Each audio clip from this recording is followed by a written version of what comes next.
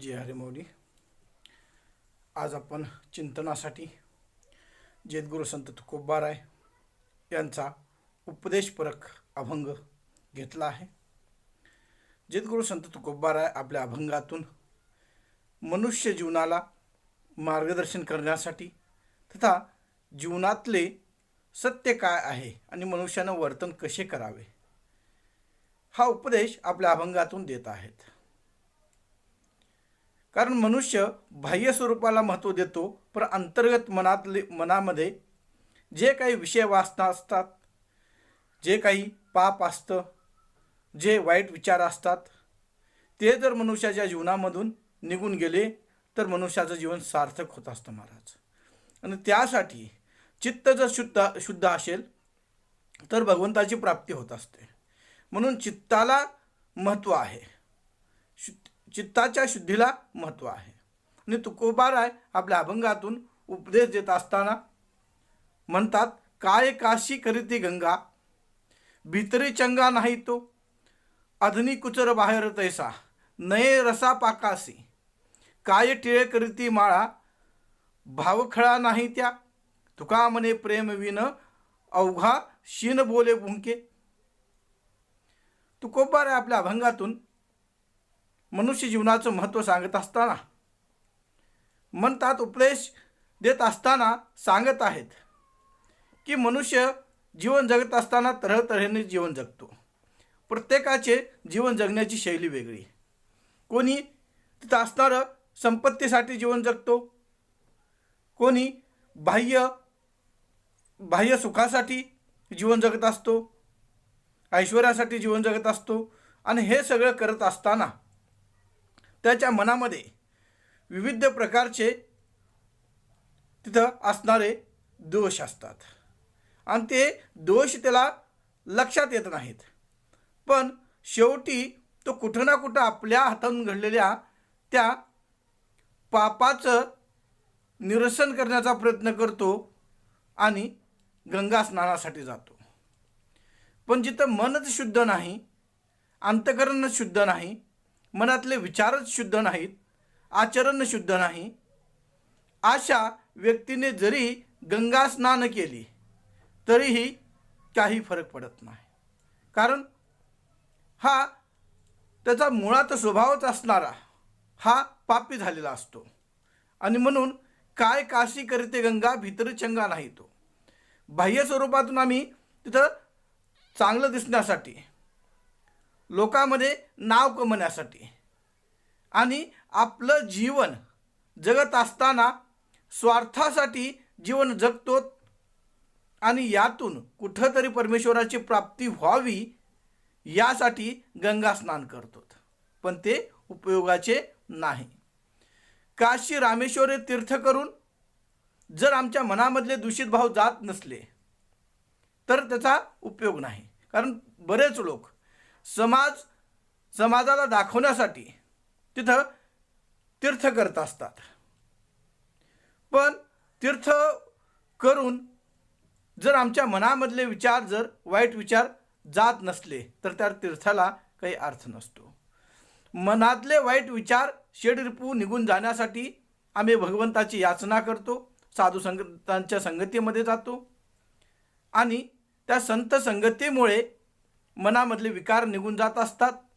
पण आम्ही फक्त गंगेमध्ये स्नान करून, काशी यात्रा करून जर भगवंत प्राप्ती करू इच्छित असलो तर ते शक्य नसतं. कारण सगळा खेळ मनुष्य जीवनाचा चित्तावर आहे. चित्ताची शुद्धता हे भगवंताला प्रिय आहे. कारण चित्ताच्या शुद्धतेतूनच भाव निर्माण होतो आणि त्या भावातून ईश्वर प्राप्ती होत असते. म्हणून मनुष्याचं पहिल्यांदा चित्त शुद्ध पाहिजे, ईश्वराबद्दलचं प्रेम मनामध्ये असलं पाहिजे. नाहीतर होतं कसं, बाह्य स्वरूपानं आम्ही साधू संत बनतो, आम्ही बाह्य स्वरूपानं समाजला दाखवण्यासाठी तिथं वेगवेगळ्या क्रिया करतो, पण अंतर्मनामधले दूषित भाव सोडत नाहीत. मग ही स्थिती कशी झाली हो, त्या बगळ्यासारखी झाली. जो बगळा पाण्यावर बसतो आणि पाण्यावर बसून असणारं तिथं आपला शिकार हुडकत असतो, मासा हुडकत असतो. तसंच या समाजामधील काही लोकांचं आहे. समाजामध्ये असं बरेचदा घडत असतं. बाह्य स्वरूपानं मनुष्य तिथं दाखवण्याचा प्रयत्न करतो, पण त्याची स्थिती त्या बगळ्यासारखी असते. जेव्हा सावज येईल, शिकार येईल, मासा येईल, तो पटकन गिळत असतो. मग अशानं देव प्राप्त होतो का? नाही. आम्ही स्वतःला फसू, समाजाला फसू, समाजाला खोटे बोलू, पण अंतर्मनातला जो आमचा आत्मा आहे, त्या आत्म्याची जेव्हा आम्हाला साक्ष येऊ लागते, त्यावेळेस त्या आत्म्याची तर साक्ष आम्हाला येऊन आमच्या मनाला जर शांती मिळाली तर तिथं ईश्वराची प्राप्ती होते. पण त्या आत्म्याची साक्ष जेव्हा आम्हाला होत असते, तेव्हा आम्ही एवढे विषयासक्त झालेले असतो की त्या आत्म्यालाच खोटं ठरवण्याचा प्रयत्न करतो. पण ईश्वर तुमच्या आत्म्याचा आवाज ओळखतो, तुमच्या क्रिया ओळखतो, तुमचे मनातले ते भाव ओळखतो आणि त्याचं सर्व काही लिखित तिथं ईश्वरापाशी असतं. म्हणून बाह्य स्वरूपानं आम्ही काशी गंगा यात्रा करू लागलो तर त्याचा उपयोग मनुष्य जीवनामध्ये नाही. तर शुद्ध अंतकरणाने जर तिथं असणारं ईश्वराची सेवा केली तर ईश्वर प्राप्ती होतो, भगवंत प्राप्ती होते, जीवनाचं सार्थक होतं. म्हणून संत तुकोबाराय म्हणतात, काय काशी करते गंगा, भितरी चंगा नाही तो. आणि मनामध्येच मळ आहे, मनामध्येच पाप वासना आहेत, मनामध्येच षड्यंत्र आहेत, मनामध्येच अनेक आम्ही फक्त लोकांना भुलवण्यासाठी काशी यात्रा करत असलो, गंगा स्नान करत असलो तर त्याचा उपयोग नाही. मन चंगा तो कटवटी तिमे कंगा. म्हणून संत तुकोबाराय म्हणतात, आधुनिक कुचर बाहेर तैसा नये साल पाकासी. मधून कुच्चर आहे, मनामध्ये विविध असणारे वाईट कर्म आहेत, जीवनामध्ये वाईट कर्म आहेत आणि मधले विचार कुरतोडून गेलेले आहेत. मनातल्या कुविचाराचा दुर्गंध सगळीकडे दिसू लागला आहे. पण बाह्य स्वरूपानं आम्ही तिथं वेगळे दिसत आहोत. आधुनिक कुचर बाहेर तैसा नये साल पाकासी. तर जसं गोटा असतो, दगड असतो, त्या दगडाला जरी गुळामध्ये घातलं तर त्याला गोडवा येत नसतो. तसंच त्या दुष्ट लोकांचं असतं. बाहेरून कुच्चर आहे, जसा हरभरा असतो, कुच्चर हरभरा तिथं भाजला जात नाही किंवा भिजवल्यावर त्याचा काही फरक पडत नाही, किंवा दगडाला गोट्याला असणारं तिथं गुळामध्ये घातलं तर त्याला काही फरक पडत नाही. तसं काही सामाजिक दृष्टी असते. म्हणून आधुनिक कुचर बाहेर तैसा नये साल पाकासी. मनुष्याचं चित्त शुद्ध पाहिजे. त्याचा दृष्टांत देत असताना आपण संत रविदास म्हणजेच रैदास यांचा तो दृष्टांत पाहू. संत रैदास नदीच्या किनाऱ्यावर जातीने चांभार असल्यामुळे, चर्मकार असल्यामुळे ते लोकांची सेवा करत असे. वाहन त्यांचं शिवत असेल, चप्पल बूट शिवत असेल. मग एके दिवशी असं शिवत बसल्यानंतर तिथे एक पंडित आले आणि पंडित ते लैन सोडून असणारं जे लैन त्यांच्या पुढे लागलेली होती, संत रैदासांच्या पुढे चप्पल शिवून घेण्यासाठी, तिथे एक पंडित आले आणि सगळ्याच्या पुढे जाऊन उभा टाकले. तेव्हा संत रैदासांनी त्यांना म्हणलं की आपण हे सगळे लोक प्रतीक्षेत आहेत, आपणही आपल्या क्रमाप्रमाणे नंबरप्रमाणे या. ते म्हणाले, नाही, मी पंडित आहे आणि मला घाई आहे. पण संत रैदास म्हणाले, नाही, तुम्हाला त्या क्रमांकानेच यावे लागेल. नाविलाजाने तो पंडित थांबला. पंडित थांबल्यानंतर त्यांचा जवळ नंबर आला पंडितांचा. पंडित संत रैदासाला म्हणू लागले, अरे काय तुझं जीवन आहे, तू या गंगेच्या किनाऱ्यावर राहतोस, गंगेच्या कडेला राहतोस आणि तिथं असणारं गंगेच्या किनाऱ्याला राहून सुद्धा तुला गंगेच्या दर्शनाचं भाग्य जे आहे, जे प्राप्त करून घेता येत नाही. आणि हे म्हणून त्यांनी त्या संत रैदासाला 1 रुपया त्या चप्पल शिवण्याचा देऊ लागले. तेव्हा संत रैदासांनी म्हणलं, तुम्ही एक काम करा, हा 1 रुपया असणारा तुम्ही माझ्याही नावचा गंगेमध्ये अर्पण करा. पंडितांनी तो 1 रुपया गंगेमध्ये अर्पण केल्यानंतर त्या गंगा मातेनं प्रसन्न होऊन त्या पंडिताला एक काकण दिलेलं आहे सोन्याचं, आणि तो काकण घेऊन पंडित आपल्या घराकडे निघालेला आहे. आपल्या पत्नीला जाऊन सांगतोय, सगळी हकीकत सांगतोय. त्यावेळेस पत्नी म्हणाली, हे काकण फार महागाचं आहे आणि याचं आपण ठेवून काय करणार? तुम्ही एक काम करा, तुम्ही हे काकण राजाला नेऊन द्या. आता पंडिताने जेव्हा ते काकण राजाला नेऊन दिलं तर राजानं राणीला दिलं. राणी फार प्रसन्न झाली आणि राणीनं म्हणलं की एकच काकण आहे, त्या पंडिताला दक्षिणा द्या आणि आणखीन पैसे द्या आणि याच्या जोडीचा दुसरं काकण आणायला सांगा. आता पंडिताला पंचायत पडली, आता करायचं काय? आता जर दुसरं काकण नाही द्यावं तर राणी राजाचा कोप होईल, ते रागावतील. आता घाबरत घाबरत तो संत रैदासाकडे आला. आणि संत रैदासाकडे आल्यानंतर संत रविदासांनी त्यांना दुसरा रुपया देण्यासाठी नकार दिला. तेव्हा पंडितांनी सगळं सांगितलं. तेव्हा संत रैदासांनी असणारं आपल्या त्या कटवटीमध्ये जे पाणी होतं त्या पाण्यामधूनच कंगन काढलं आणि त्या पंडितांना दिलं. तेव्हापासून म्हण पडली, मन चंगा तो कटोटी में गंगा. आणि त्या तिथून असणारं त्या पंडिताला रैदासांनी जे कंगन दिलं, म्हणजेच तिथं आमचं शुद्ध चित्त जर असेल तर त्या कटोटीमध्ये सुद्धा गंगा तिथं प्राप्त झाली, प्रसन्न झाली आणि त्यातूनही कंगन मिळालं. असं माणसाचं जीवन असायला पाहिजे. पण आम्ही बाह्य स्वरूपानं फक्त आडंबर करून जर ईश्वर प्राप्ती करत असलो तर तिथं ईश्वराची प्राप्ती होत नाही. आणि ते गंगा काशी व्रत करून उपयोग नाही जोपर्यंत आम्हाला आमचे कर्तव्य माहीत नाहीत, जोपर्यंत आम्ही निभवत नाहीत. आम्ही मोठ्या मोठ्या गोष्टी करतो, जीवन जगत असताना साधू संतांच्या गोष्टी सांगत असतो, भक्त प्रल्हादाची गोष्टी सांगत असतो, या पुंडलिकाची गोष्ट सांगत असतो. पण पुंडलिकाची गोष्ट सांगत असताना आम्ही आमच्या आईवडिलाशी कसा व्यवहार करतो? आमचे आईवडील अनाथ आश्रमात, आम्ही इथं मोठ्या मोठ्या गोष्टी करतोय, मोठं समाजाला ओरडून सांगतोय. तर हे कामाचं नाही आहे. तर मनुष्याचं आचरण जर शुद्ध असेल, मन जर शुद्ध असेल तर भगवंत प्राप्ती होते. आणि म्हणून संत तुकोबाराय म्हणतात, काय काशी करती गंगा भितरी चंगा नाही तो, आधुनिक कुचर बाहेर तैसा नये रसा पाकासी. मनुष्याचे चरित्र तिथं मनामध्ये शुद्ध भावना असली पाहिजे. मनामधलं जीवन असणारं, जीवनामध्ये मनुष्य जीवनाचं कर्तव्य समजून, मनुष्य धर्माचं महत्त्व समजून आचरण केलं पाहिजे. म्हणून आधुनिक कुचर बाहेर तैसा नाही सारखा असं काही उपयोगाचं नाही. त्या बगड्यासारखं पाण्यावर बसून असणारं ईश्वर भक्त मी किती आहे दाखवण्याचा, किंवा गोटा जरी गुळामध्ये तिथं कितीही जर फिरवला तर त्या गोट्याला गोडपण येत नाही. तसं बाह्य स्वरूपानं भक्तीचा आडंबर करून ईश्वर प्राप्त होत नाही. मनाची शुद्धता, ज्यातून मनाला शांती लाभते.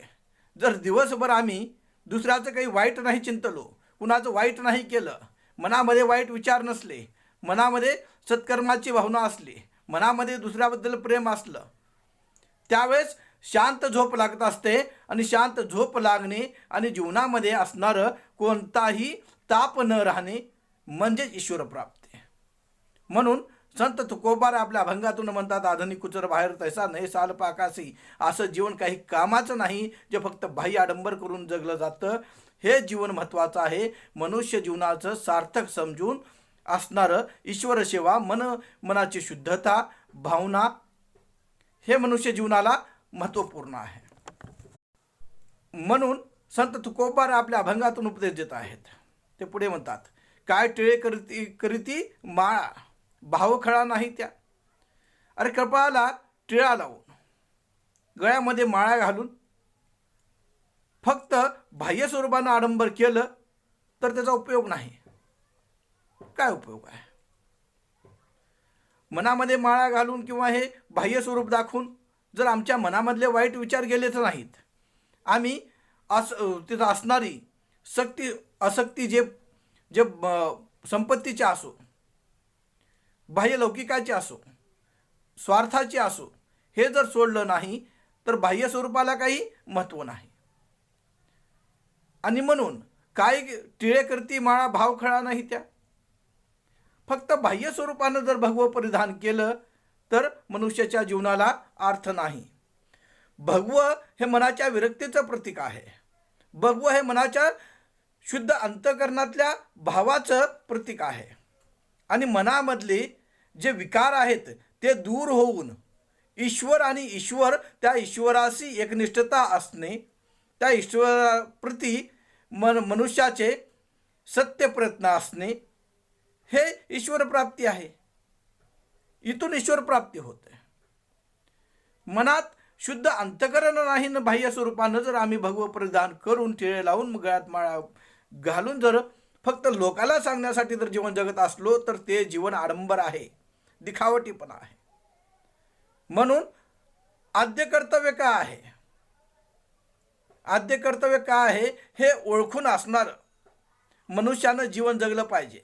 बाह्य स्वरूप हे भगवं परिधान केल्यामुळे ईश्वर प्राप्त होतो असा नाही. मनामधला मन अंतःकरण भगवं पाहिजे, नाहीतर भगवं तर कुत्र असतं, ते कुठेही फिरत असतं, त्याला उपयोग नाही.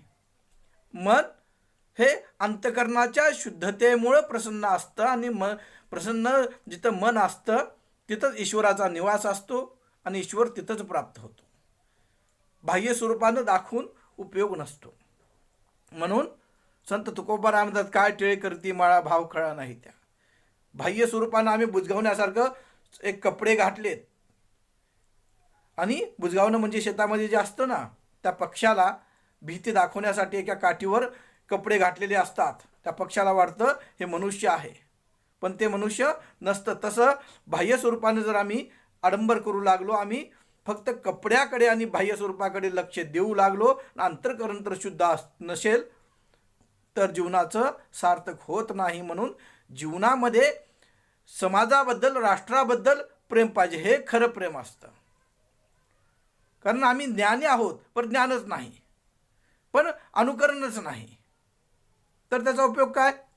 कबीर म्हणतात, पोथी पडे पडे जग मुआ, पंडित भैया न कोई, दाही आकर प्रेम का पडे सो पंडित होय. मनुष्याच्या जीवनामध्ये प्रेम पाहिजे, फक्त विद्वत्ता असून चालत नाही.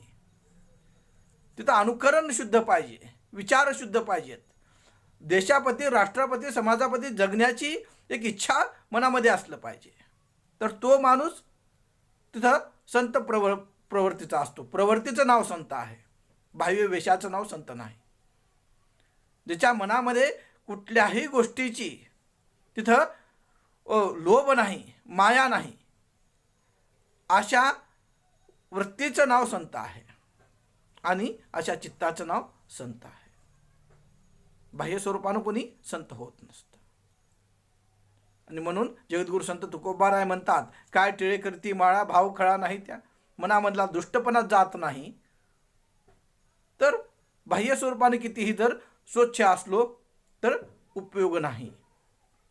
म्हणून संत तुकोबाराय जीवनाचा उपदेश देत आहेत.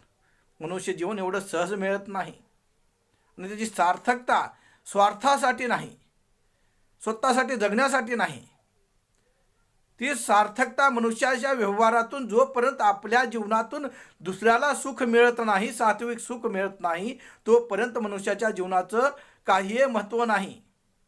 कारण मनुष्य जीवन असल्यावरही तिथं जर 4 दिवस नाही स्नान केली तर अंगाचा दुर्गंध येऊ लागतो आणि मृत्यूनंतरही त्याच्या चमड्याचा काही उपयोग होत नाही. पण जनावराच्या कमीत कमी त्या चामड्याचा उपयोग तर होतो, कमीत कमी पायाला तर वाहन बनवता येते. पण मनुष्याचा काही उपयोग नसताना मनुष्य स्वार्थासाठी जीवन जगत असतो, आडंबरासाठी जीवन जगत असतो आणि दाखवण्यासाठी जीवन जगत असतो. मग पण मनुष्याचं मूल्यमापन संपत्तीवर, पैशावर, पदावर होत नसतं. मनुष्याचं मूल्यमापन हे त्याच्या व्यवहारावर, विचारावर आणि आचरणावर होत असतं. आणि त्याला जीवनामध्ये महत्त्व आहे. आणि हे सगळं भगवंत हे पाहत नाही तो किती पैसेवाला आहे, किती श्रीमंत आहे, कोणत्या पदावर आहे. मनुष्याकडे जे लिहिलेलं मनुष्याच्या जीवनाबद्दल ईश्वराकडे जे लिहिलेलं असतं त्याचे कर्म असतात. आणि लहानातलं लहान कर्मसुद्धा त्याच्या दृष्टीतून चुकत नाही. तो लहानातल्या लहान कर्मावर सुद्धा त्याचं लक्ष असतं. आणि त्यामुळे बाह्य स्वरूपानं टिळे लावून किंवा आडंबर करून जीवन जगत असताना आम्हाला वाटतं आम्ही फसवत आहोत समाजाला. पण ते फसवणं समाजाला नसतं तर स्वतःलाच असतं. कारण ईश्वराकडे ते यंत्र आहे, तो प्रत्येक गोष्ट पाहत असतो समोरला काय करतो ते. आणि म्हणून संत तुकोबाराय म्हणतात, काय टिळे करते माळा भाव खळा नाही त्या. आणि शेवटच्या चरणामध्ये संत तुकोबाराय म्हणतात, तुका म्हणे प्रेम विन अवघा शिन बोले भुंके. ज्याच्या मनामध्ये प्रेमच नाही, स्मशानासारखं हृदय आहे, त्या हृदयाचा काही उपयोग नाही.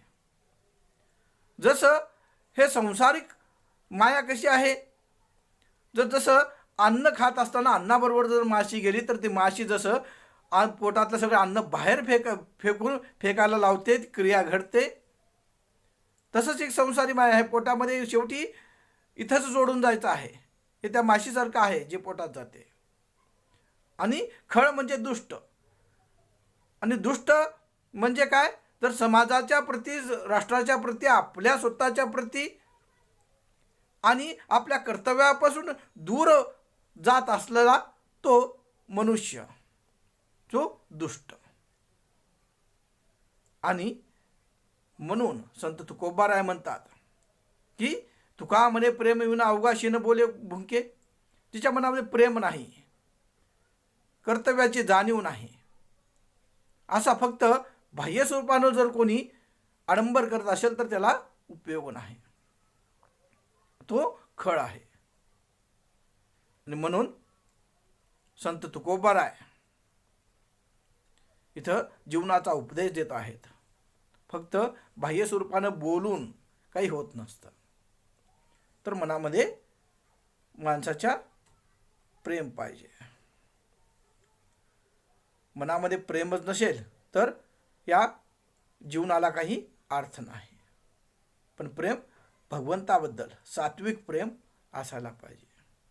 जसं आईचं लेकरावर असतं तसंच भगवंताचं आपल्या भक्तावर असतं. पण भक्ताचं अंतःकरणही शुद्ध असायला पाहिजे. म्हणून संत तुकोबाराय या जीवनाला उपदेश देत आहेत. आणि त्या अभंगातून मनुष्य जीवनानं बाह्य आडंबर सोडून चित्ताची शुद्धता ओळखून त्या चित्ताच्या शुद्धतेला महत्त्व देऊन जीवन जगलं पाहिजे. त्यातच मनुष्य जीवनाचं सार्थक आहे. रामकृष्ण.